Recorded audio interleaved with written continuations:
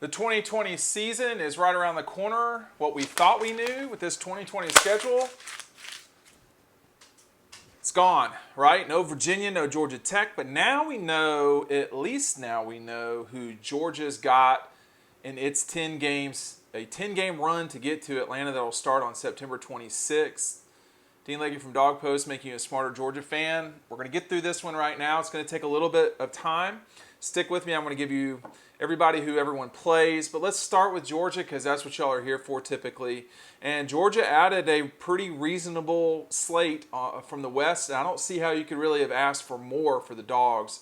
They add a game at home against Mississippi State, brand new coach. And then they're going to play at Arkansas, which I'm assuming will be in Fayetteville. Could be in Little Rock against Sam Pittman and his Razorbacks. That's about, I think those are the two safest games that you could add in terms of a win-loss situation for Georgia. I'll be curious to see. Now, of course, we still don't. It's so exciting. I'm not going to lie. I'm really happy right now because we're finally getting towards the start of something. Now, how we finish it is up to the kids and is up to God in many ways. But let's just start where we're at right now. Georgia will play. They have added Mississippi State and the Hogs, so they will play Auburn, Alabama, Mississippi State, and the Hogs all this fall. Obviously, they will play the other 6 Eastern schools. Georgia and the Gators will be in Jacksonville. We still don't know when any of these games are, so I just look at this, and I think from a scheduling perspective, Georgia, Mississippi State, Georgia, Arkansas would be an ideal opener for a lot of different reasons. And I think when you start looking across the league, the two teams that got slammed the hardest, certainly Arkansas, for sure. They added the Gators and the Dogs. Tennessee didn't get a lot of favors given to them. They add Auburn and Texas A&M. They're looking more and more like they could lose. They could certainly lose 5 games this season, Tennessee. And then Missouri added Alabama and LSU as if they're playing in the college football playoffs. So, but it's what it is, and you can see what the league did here. I knew the Gators would be given to Texas A&M, and that made the most sense on a lot of different levels. That's an away game for them. So now you look at this thing for Georgia, and you say, well, you got to play Alabama on the road. The Gators got to play at Texas A&M. Not quite the same thing, but in the same universe. So that sort of evened up a little bit. And then, they both add Arkansas. So really tough scheduling for the Hogs. They're not. That's going to be a tough start to the season for them. They get Georgia, Florida, and Tennessee, the traditional 3 powers in the East. It's going to be tough for Tennessee, but, hey. And then, I think before this, you were sitting there saying, well, the Gators have an easier schedule than Georgia because, Georgia was playing at Alabama. And to some degree, I still think that the Gators' schedule is better. The problem with the Gators' schedule is they got to play Georgia. That's going to be a tough game for Florida as Georgia and the Gators meet in Jacksonville. But just quick reactions here. How are you going to structure this schedule for Georgia?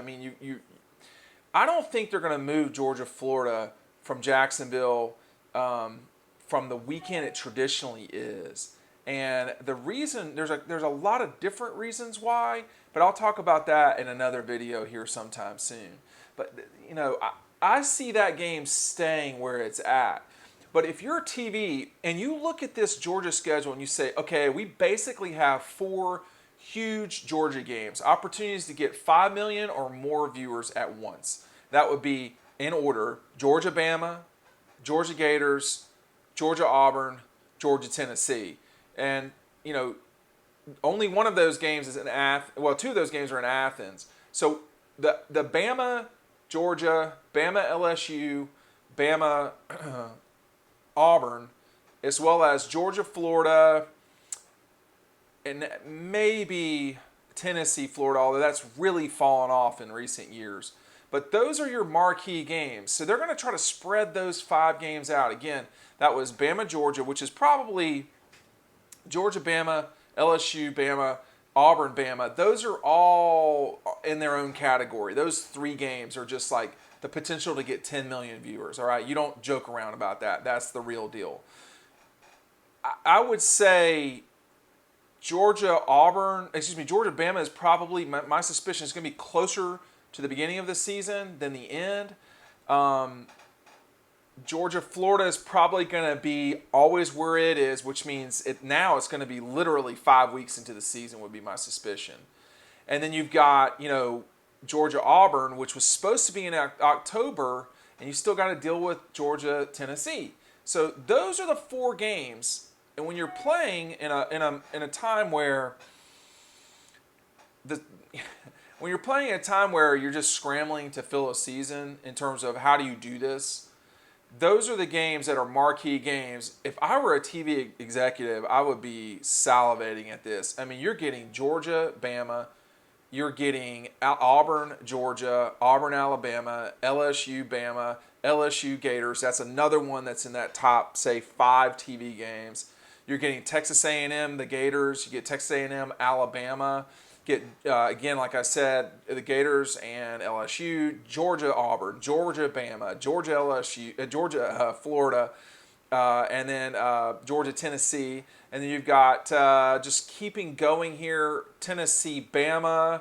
Tennessee, Auburn, and Tennessee A&M. I mean, these are all, that's more than 10 games. So that's just, for the most part, what I just said there was, generally speaking, just the, cross-divisional games. So, CBS pays a lot of money, and whoever gets the next contract, which looks like Disney is going to pay even more money, to get Georgia, Alabama, Tennessee, Alabama, Tennessee, Georgia, Florida, Tennessee, and all this.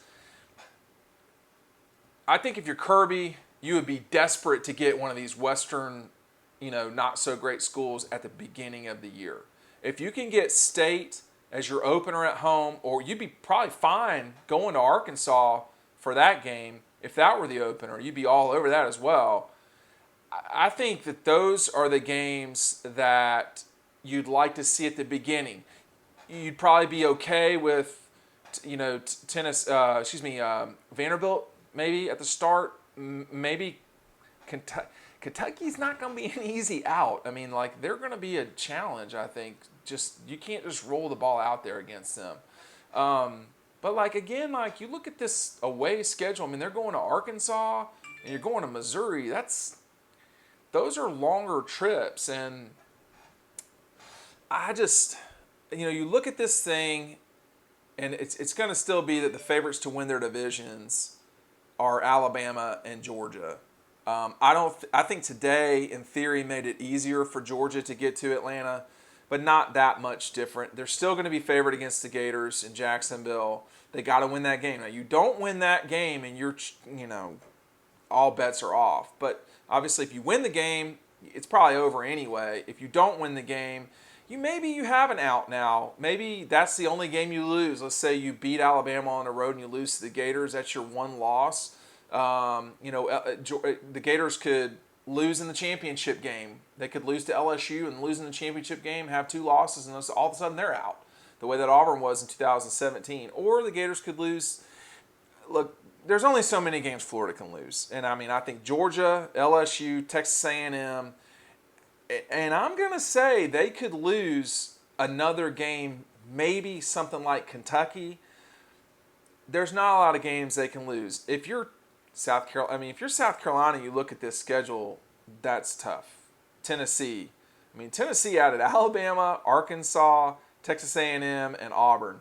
The Vols already play Georgia and the Gators. They have minimum 4 losses staring at them right in the face. Those are going to be tough games for Tennessee. Those are tough games. I would add that, for Alabama, adding Kentucky and at Mizzou, they should certainly clean up against Missouri. But again, Kentucky is going to be a physical team. Alabama should win that game.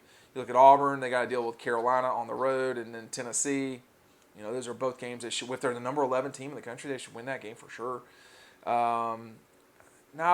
Texas A&M added what looks like it's kind of scary with the Gators and Tennessee, but they already had Vanderbilt and Kentucky and Carolina. They had to do something there, the league. Um,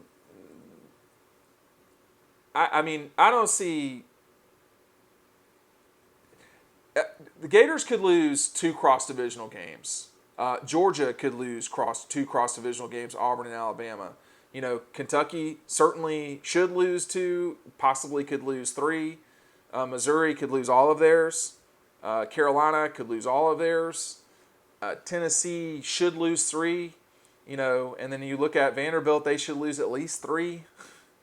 A&M, you know, I don't see them losing more than 1. Missouri, it looks like they're going to lose at least. Mississippi State loses at least 2. I don't know. I think if you're Kirby and you're Georgia and you just got Mississippi State and Arkansas, both teams that have transition at the head coaching spot, both teams that, you know, they're not in the middle of the pack in the West. These are schools that you want to play. You got to be happy with what you got if you're Kirby Smart. I think if you're everybody else, you're fine. I mean, like, what did Arkansas really? I mean, you can't tell me this wasn't political, because it is. It's obviously. I mean, they're trying. This is a race to get not fewer than 1. I mean, obviously they're going to get 1. They're trying to get 2 teams in the college football playoff with this. It's obvious.